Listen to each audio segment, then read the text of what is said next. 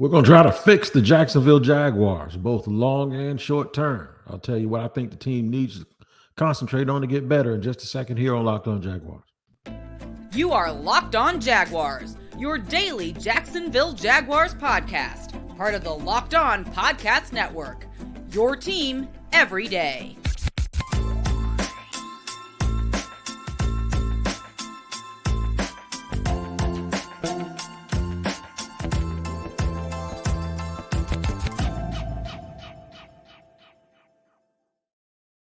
Hello, good people. Thank you and welcome for joining me, Tony Wiggins, the host of the Locked On Jaguars podcast and watching the Locked On Jaguars podcast. We're at your team every day, and we thank you for making us your first listen. A quick reminder, we're free to subscribe to on our YouTube page. Make sure you hit Locked On Jaguars YouTube page, hit the like button, subscribe, and then hit the bell so you get notifications each and every time we drop an episode. And then wherever you listen to your audio podcast, make sure you check us out there every single day so you don't miss an episode when we drop them. Today's show is sponsored by the Gametime app. Download the Gametime app, create an account, and use the code LOCKEDONNFL for $20 off your first purchase. Last minute tickets, lowest prices guaranteed. Shout out to the everydayers for joining us here every day. And you can be an everydayer too if you join the show every single day. As DJ Cool once said, let me clear my throat because I've got some stuff here for you today. We're going to try to fix the Jacksonville Jaguars. What needs fixing? Before you fix any problem, you have to first realize that you have one, and then you have to identify it and remove your ego. And you got to first make sure you're not the problem, right?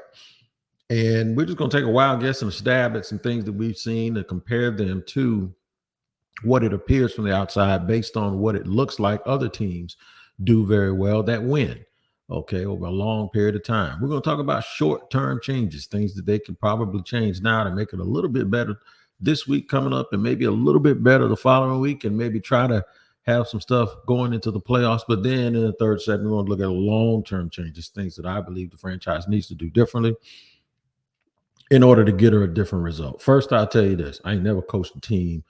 Well, I did coach some teams. I never coached a professional team, all right? This is all simply from observation. This is simply from reading and understanding what other people or other teams and other organizations have done, that it seems like it escapes Jacksonville. So first, I try to put myself into Doug Peterson's shoes. Doug Peterson won a Super Bowl. In that Super Bowl, he scored over 40 points against Bill Belichick and the New England Patriots. I think the score was like 42-36 or 43-39 or whatever it was when they played the Patriots. I could probably look it up real quick since I'm bringing that up, and I will. But the point that I want to make about that is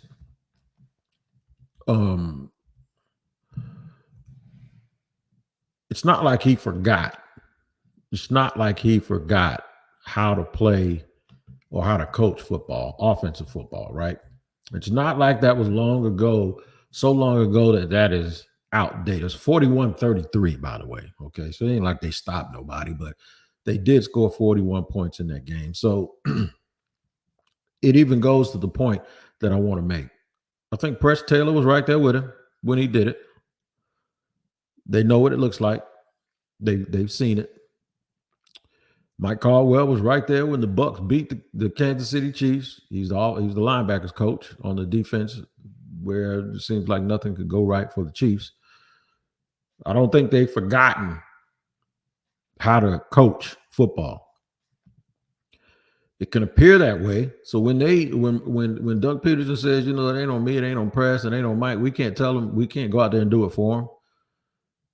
That starts to lead me to thinking that either here's what's happening. Either you're doing a poor job communicating what you want. You're not making it clear that there will be dire circumstances or consequences for not doing things the right way. They're not listening, or they hear you and they're just incapable of doing it. At some point, this is what it is. Or I forgot about this one. Maybe what you're telling them doesn't work. Okay. So if I got coaches that have coached teams to Super Bowl championships and participated. I think what they're telling them is probably something that could work, right? I think what they're saying is probably some of the things that they picked up along the way when they were on those teams that won those games. I think what they're telling them is probably the same thing they told them in the winning streak down the stretch last year and the one that started this season. Everyone who told me Trevor Lawrence wasn't very good and the Jaguars aren't really that good are not understanding the fact that they won 7 out of their last 9, and then they won 8 of their first 11, right? So they won 7 out of their last 9 last year. So that's 7-2 down the stretch, right? And then they won 8 of 11. So that's 8-3. That's 15-5 over a 20 game if you want to look at last year and the beginning of this season.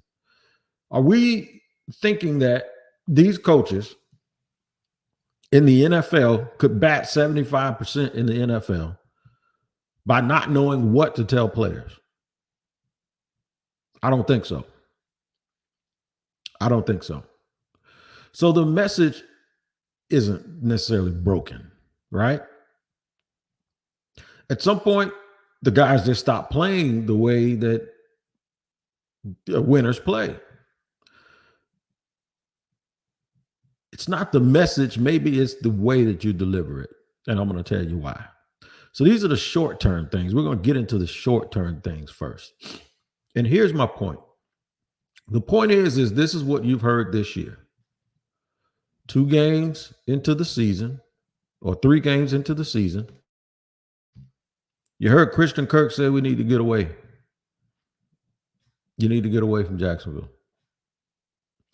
Context is king, and I don't know if that's a quote, but I'm paraphrasing that they need to get away for a while. You had somebody say something about the communication on defense during one of the, I think it was the Cincinnati game on Monday night, and they said, well, the crowd was loud. That's a home game. I've never in my life heard the home team complaining about crowd noise or even using it as a reason or an excuse to not be good. Then you heard it's like we don't even practice. And then you heard the coach say they just do things that they're not supposed to be doing right now. So at some point that tells me that if I'm just going to deduct the fact that the message is probably okay. It's how the message is being said that bothers me, because you hear guys making excuses. That stuff, in my opinion, needs to stop. It's fine when you're winning, and it wasn't fine because we all talked about it, and I did here on the Locked On Jaguars podcast. But when you're losing, I think it just really magnifies stuff that was there, even though you were winning, but eventually it led to you start losing. And that is the attitude that these guys have. It's like, where's the line of thinking? I just sit and, I love it was always the Jags and all of these slogans and Duval, and we're playing for the city. And a buddy of mine told me they need to stop saying they're playing for each other. They need to play for the city and the fans. The first time I hear an athlete say that, I know it's over. Because while you're in that building, you need to play for each other. I think fans want them to play for each other. And that means being prepared. That means being a pro. That means taking the coaching. That means doing all the things that's required for you to transfer your efforts from practice onto the playing field. And if you're practicing wrong, that needs to change.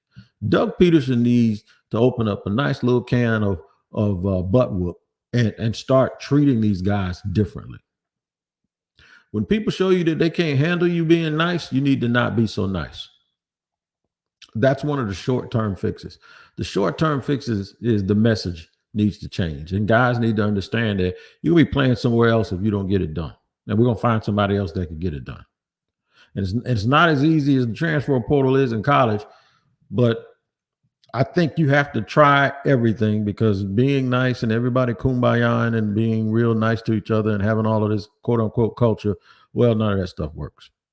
Doesn't seem to work right now anyway. I'm going to talk more about this, more short-term changes that need to happen, in my opinion, for the Jacksonville Jaguars to improve and get better. We'll do it in just a second here on Locked On Jaguars.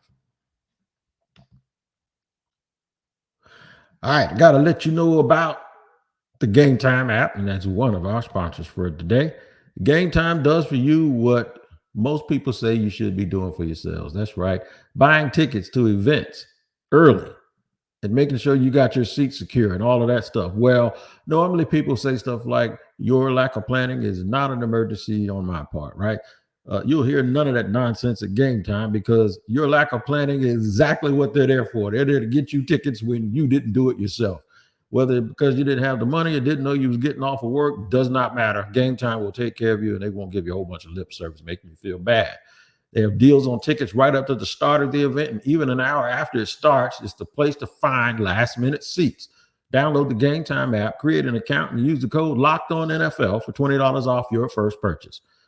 Terms apply. Again, create an account and redeem code. Here you go. Locked On NFL, LOCKEDON NFL for $20 off. Download the Gametime app today. Last-minute tickets, lowest prices, guaranteed.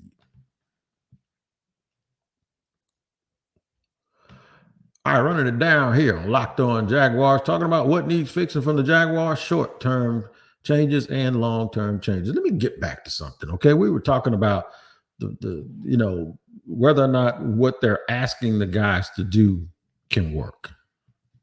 I know you have to adjust when you go from team to team, player to player, quarterback to quarterback. You got to build a game plan. You got to build the team up based on what you have, right?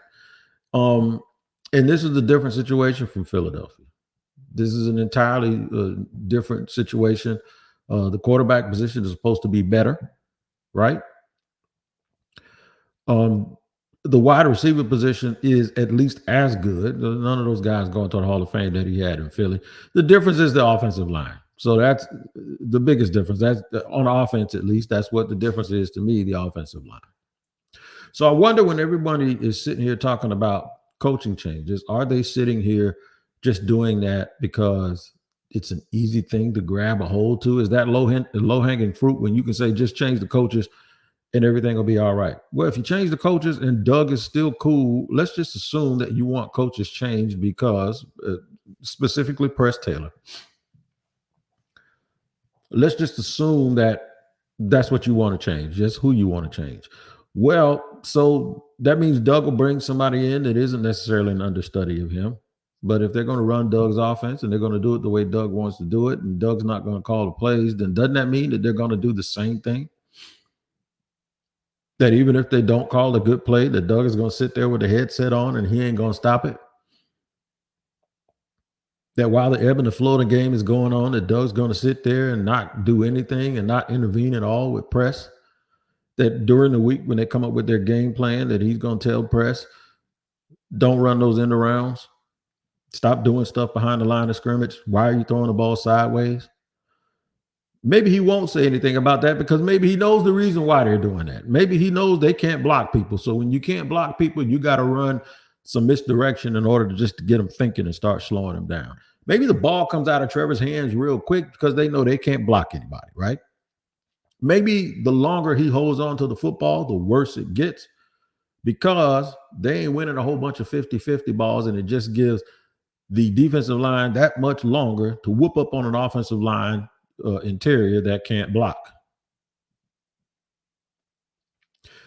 You ever think that maybe they're doing the things the way that they're doing it because they know they don't have the appropriate bullets in the gun to do it the way that we all probably think they should? When I'm trying to sit here and figure something out, and I keep coming up with, wait a minute, they see the same things we're seeing. Why are they changing?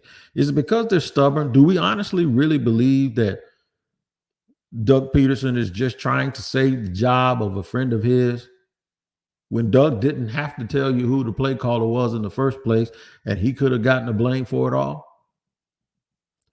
What if Doug really doesn't believe that there's anything wrong with the plays being called, but the tape that they watch as soon as the game is over and probably all night in their minds? And by the way, they have coaches also that sit up in the press box during the game and they tell them exactly what. It's almost like the coaches in the press box are like referees. They're not watching the game the way you and I are watching it. They're watching the game. They're watching unit by unit, player by player. And what if the relay is he ain't blocking him? He can't block him. He needs help. And what if they're talking about a specific player or two? Are we considering all of these things? Are we considering that maybe the players just aren't good enough? And maybe what you see is a reflection of the fact that they know that they're not good enough, and they know that those other coaches know, and those other coaches study all week and say, this is exactly what we're going to do. You know what we're going to do? We're going to line somebody up in an A gap because Fortner can barely hike the ball, not to mention block somebody while he's hiking the ball at the same time. We're going to blow this whole thing up, and we're going to blow it up in between the shortest distance between us and the quarterback, and that's right in his face, not from the edge. We're going to do it from right here. From right here in the middle. And his first look is this way. I think Nick Bosa and those guys gave it all up. Everybody got so caught up and got it and had a self wedgie when they thought that what these guys were saying is that Trevor Lawrence can't read defenses, when really what they're saying is, no, just make him move faster. Make him go faster than he wants to go. Take that first read away from him. And by the time he gets to a second read, whop, he's getting hit. And the more we hit him, pretty soon what he's going to do is, and this is what I mean by ruining Trevor, pretty soon what he's going to do is he's just going to stop being instinctive. He's going to start looking for that next hit. Or he's going to bail. Or he's not going to see that guy opening the flat on the other side, because how many times have we watched tape and we saw that? So short-term changes could be to get rid of Press Taylor and Doug take over the play calling and then say that they're going to, switch to an even front most of the time, just go to a four-man front, simplify things, make your pass rushers just rush the passer all the time and don't drop them into coverage. Put your best coverage team in and hope those guys can tackle and go sideline to sideline and then try to keep everybody fresh. Those are some of the things that they can probably do that'll help them win this week and maybe even help them win in Tennessee to simplify things a little bit. But in the long haul, they know that what they're doing is restricting their own team and their ability to make plays because they're trying to hide the fact that they don't have enough playmakers. If they did all of those things, would it make you feel better as a fan? If there was just a little bit of success? Even knowing that they can never take that big step to get to the other success. Those are long-term changes. The long-term changes they have to make are ones that involve reshuffling the personnel department, start leading with something else other than a bunch of slogans and guys being nice to each other. Normally when that happens too, that means that the media is going to get less access, or they're just not going to be as friendly. That's fine with me. I'd rather you be friendly on Sundays after the game, when it's over, after you beat the hell out of somebody and the fans are happy, so I can be friendly on these podcasts. I don't need the extra access for me to come back and tell people that, yeah, they don't know what they're doing over there. I'd rather be in the dark about what you're doing and you're winning games. We're going to go with the long-term things. The long-term things I believe that this franchise should do. It's not very difficult. And it starts almost at the very top. And I'm going to tell you exactly what that is in just a second here on Locked On Jaguars. Locked On has launched the first ever national 24/7 streaming channel on YouTube. Locked On Sports Today is here for you 24/7, covering the top stories of the day. Make sure you check out Locked On Sports Today and the 24/7 streaming service. All right, man, we're going to talk about PrizePicks. PrizePicks is here for you, and I'm telling you, man, you better get on it because it is the largest daily fantasy sports platform in North America. And it's also the easiest and most exciting way to play daily fantasy sports because it's just you against the numbers. Instead of battling thousands of other players, including pros and sharks, you pick more than or less than on 2 to 6 player stat projections and watch the winnings roll in. I'm telling you, man, I've been 5 points from the lead on these other platforms and had 1,000 people in front of me. That won't happen with PrizePicks because it's just you and the machine. Either you get it right or you don't, right? That's the way it should be. So go to prizepicks.com/LockedOnNFL and use the code LockedOnNFL, all one word in lowercase, for a first deposit match up to $100. Go to prizepicks.com, I'll repeat, /LockedOnNFL and use the code LockedOnNFL in all lowercase for a first deposit match up to $100.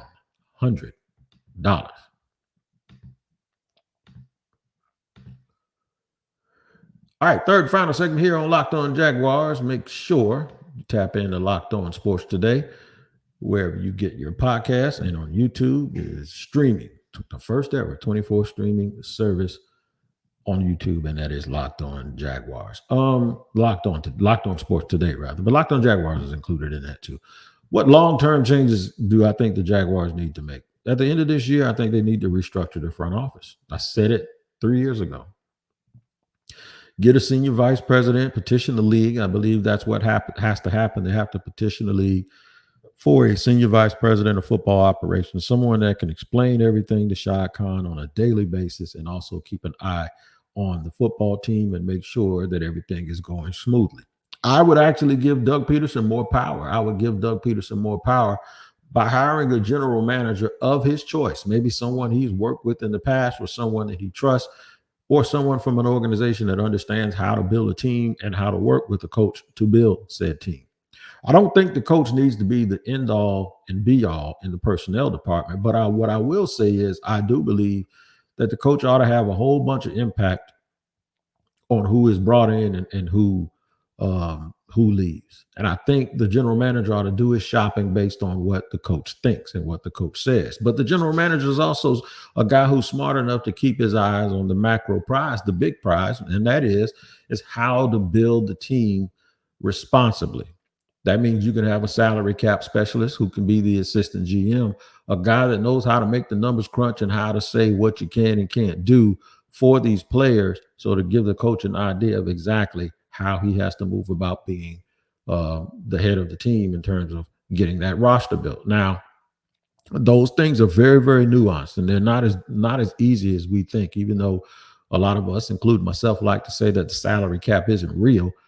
That's because teams find a way with either upfront cash, changing the cap figures, making cuts or trades pre or post June 1st. They know how to make the cap and maneuver the cap around and make sure that they're always under the salary cap. But even with that, if it doesn't come with some success at some point, you have to make sure that you're doing it responsibly. Nobody cares if you win, right? And then you just have to pay the piper later. But to go through all of that and not win and not be successful is a very, very difficult thing for an organization to do. I would wait to extend Trevor Lawrence. It's year 3, wait till year 4. Let me see another year under your rookie deal, and let me make sure. I think I'm right. I think you are the guy that we want to go into the future with. So let me wait and see another year. How about that? Go ahead and go out and play. Stop turning the ball over. Right now, he's pushing to get put in Jameis Winston category with how many turnovers, interceptions, and not only he doesn't quite have the boneheaded ones that Jameis had, but on paper, the fumbles, it doesn't matter. Trevor Lawrence has fumbled the ball and turned the ball over more than any quarterback since he's been in the league, and that's a problem. We can look and point and blame all of the other things, including that offensive line that I talked about. We can do all of that stuff. But the bottom line is you have to protect the football, and that's what Doug Peterson says. So when he says that, who do you think he's talking about? Who do you think he's talking about?